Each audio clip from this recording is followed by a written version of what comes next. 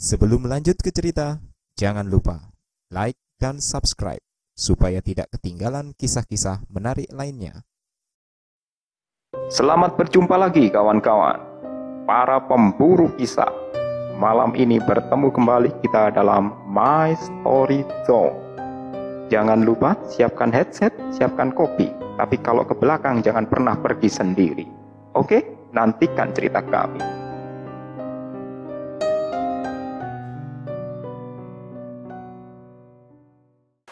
Assalamualaikum warahmatullahi wabarakatuh. Selamat malam para sobat pemburu kisah, dan selamat tahun baru, karena ini fragmen awal di tahun 2021. Semoga kalian semua diberkahi dengan kesehatan dan tetap semangat. Bukan begitu Kang Surya? Siap, betul sekali Pak Jack. Oke, untuk fragmen kali ini kita punya sedikit cerita sebenarnya.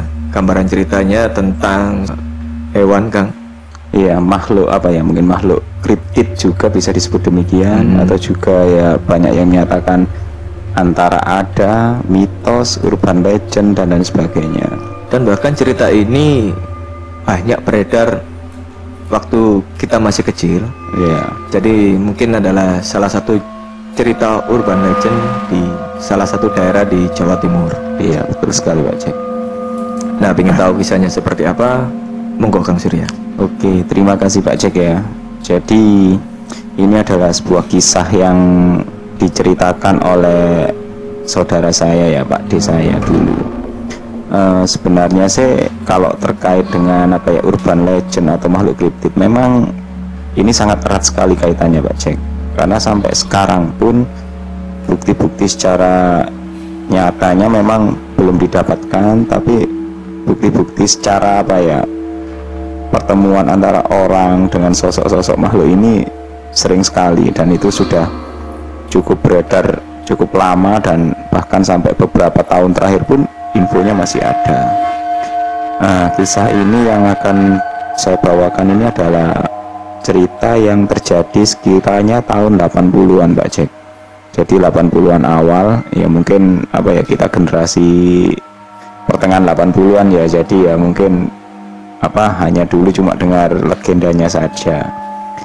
Nah, Pak D saya ini waktu itu sebenarnya punya kebun, ya semacam kebun palawija lah. Selain itu juga memelihara ternak, ya ada ayam, unggas-unggasan gitu, dan juga ada kambing.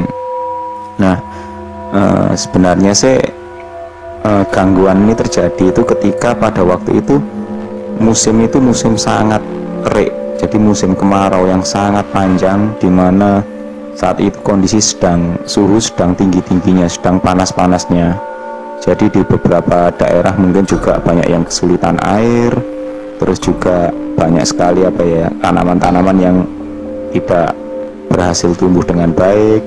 Jadi ya musim kemarau saat itu memang sangat panjang dan juga panasnya sangat terasa sekali. Nah, kemudian pada suatu hari Pak D saya ini ketika waktu itu kondisinya menjelang tengah malam, dia itu apa ya, mendengar suara lolongan seperti anjing. Tapi lolongan ini, kalau anjing kan mungkin ya bisa anjing hutan lah, bisa didengarkan, itu ya lolongannya mungkin wajar-wajar saja ya, istilahnya bisa lah untuk orang-orang desa di pelosok itu memahami, oh ini suara anjing hutan. Tapi lolongan kali ini yang didengarkan oleh Pak D saya ini kok sepertinya panjang. Kemudian ketika suara lolongnya berakhir itu kayak seperti ada suara orang tersedak gitu, dan itu suaranya menggema dari jauh, seolah-olah dari tengah hutan gitu.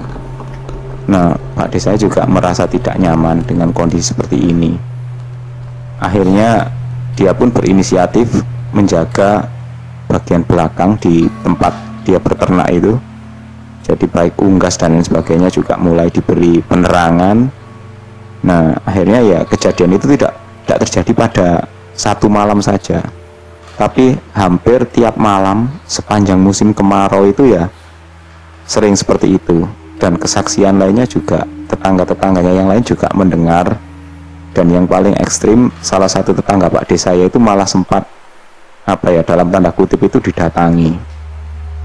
Jadi malam itu dia punya peliharaan yang sama dengan Pak De saya, jadi melihara kambing, lembu dan lain sebagainya. Suatu malam dia itu setelah mendengar suara lolongan, dia memang di dalam rumah itu tidak bisa tidur karena khawatir kalau memang anjing hutan biasanya dia itu menyerang ayam atau apa.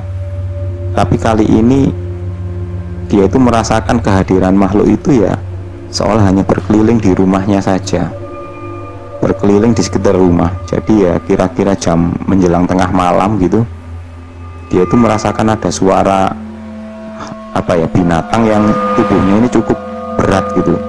Jadi langkahnya itu terasa seperti cek. Jadi beban tubuhnya itu kayak besar sekali.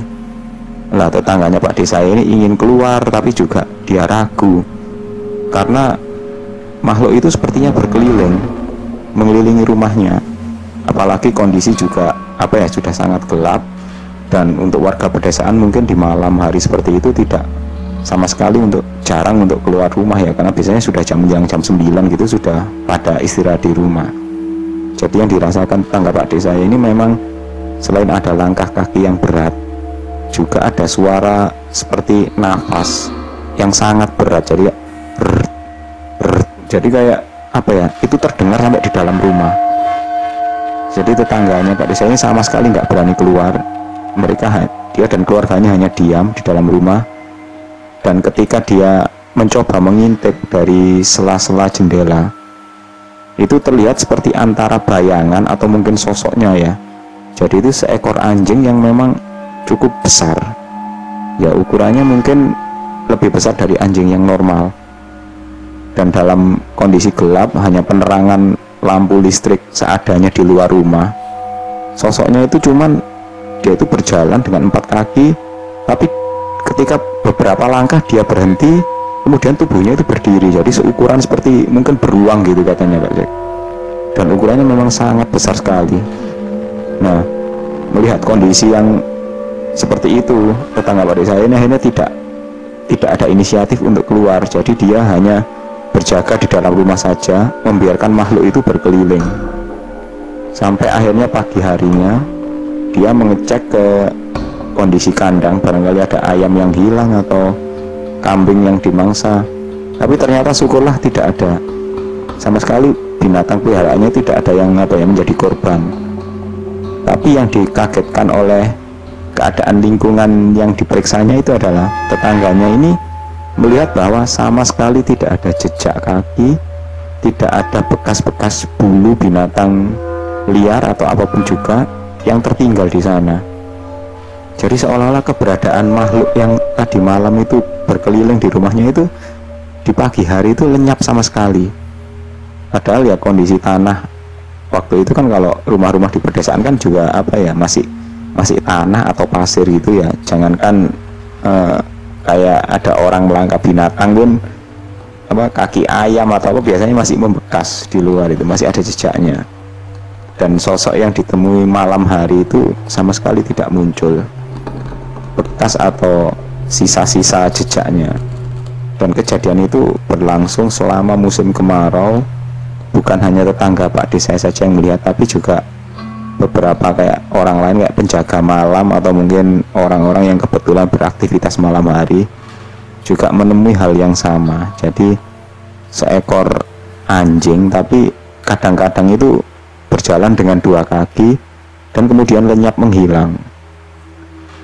Hingga akhirnya dugaan oleh warga waktu itu adalah ya sosok ini mungkin bisa jadi ada 3 kemungkinan. Pertama, memang secara nyata ada anjing yang bentuk fisiknya seperti itu dan mungkin tinggalnya di tengah hutan yang lebat dan tak terjamah lah.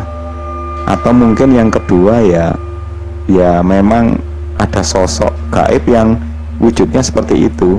Jadi ya ibaratnya itu memang bukan bangsa binatang.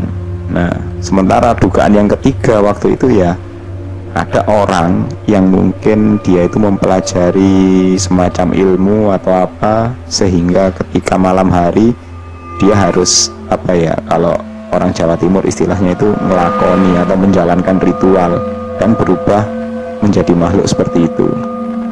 Ya sampai sekarang pun juga itu suatu teka-teki yang belum terjawab, dan bahkan Pak D saya sendiri pun juga hanya bercerita waktu saya kecil, kalau dulu itu ada malam hari ada suara anjing yang melolong, bukan bukan seperti kayak menggonggong gitu ya.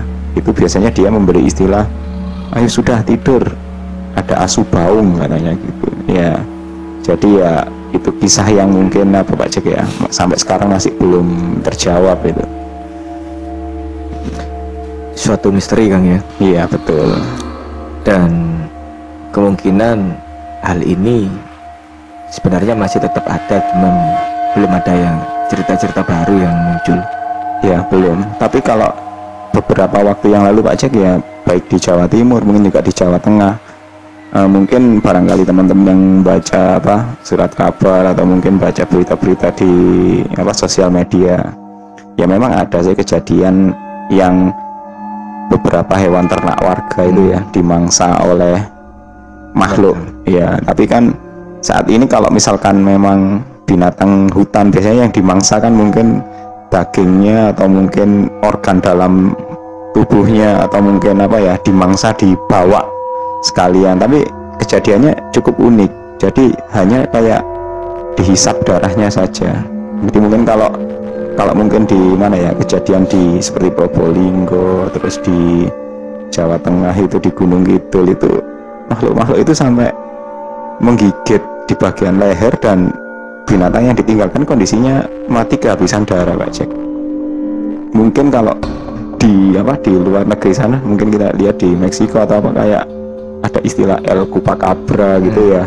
Jadi ya makhluk yang menghisap darah. Dan uniknya kesamaannya adalah kejadian seperti itu kebanyakan terjadi di musim kemarau panjang yang sangat panas. Jadi kalau mungkin di sana, di Latin sana, di Meksiko sana, ketika musim panas yang sangat panjang biasanya ya makhluk itu muncul kemudian mengganggu ternak warga. Dan kebetulan di daerah yang seperti saya sebutkan tadi, kejadian juga hampir sama. Ketika musim panas kemarau yang panjang, makhluk itu muncul dan warga pun sama sekali sulit untuk mendeteksi makhluk seperti apa, karena mereka ronda malam pun juga tidak menemukan, meskipun tetap kejadian binatang ternak mereka dimangsa. Jadi ya sangat sulit untuk dideteksi keberadaannya.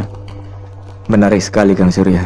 Satu misteri dari makhluk kriptid atau urban legend ya. Iya. Yang mana ada satu garis sebenarnya, ada titik temu di mana kejadian seperti itu muncul ketika musim kemarau.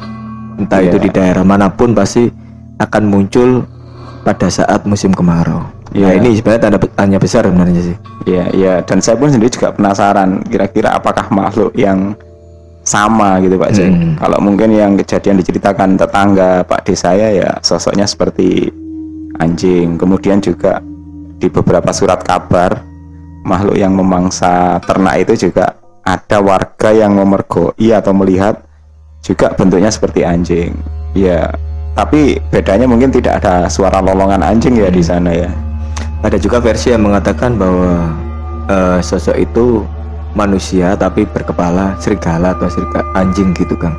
Ya itu di beberapa kejadian mungkin saksi mata yang melihat, tapi ya itu kebenarannya juga susah diungkap Pak Jack, karena kondisi gelap gulita. Bisa jadi anjing itu mungkin karena dia berdiri, karena ada beberapa spesies anjing yang beneran nih ya, kalau dia bertemu dengan orang atau apa, mungkin karena dia kaget, biasanya dia itu kondisinya berdiri untuk menunjukkan bahwa posturnya juga sama tinggi. Jadi ya kita sendiri tidak tahu banyak tentang dunia binatang seperti itu ya. Jadi ya fokus kita mungkin ya sebenarnya ada makhluk kriptid yang mungkin itu adalah sosok-sosok yang gabungan dari yang dilihat dari beberapa orang selama ini gitu. Ini ada sedikit kisah di balik kenapa kita memakai logo Mystery Zone ini, ada gambar serigalanya. Betul sekali. Nah ini sebenarnya sih dulu tim Mystery Zone menggunakan logo serigala ini karena pertama serigala itu penuh misteri Kang Surya. Banyak misteri yang terdapat pada serigala, terutama serigala itu kan pertama terkenal dengan ini kesetiaannya. Dan kalau berburu ini pasti ada satu pemimpin yang di depan. Ya, alfa ya. Iya, serigala alfa itu. Dan itu sangat cerdik, sangat pandai dan setia dengan kawanannya.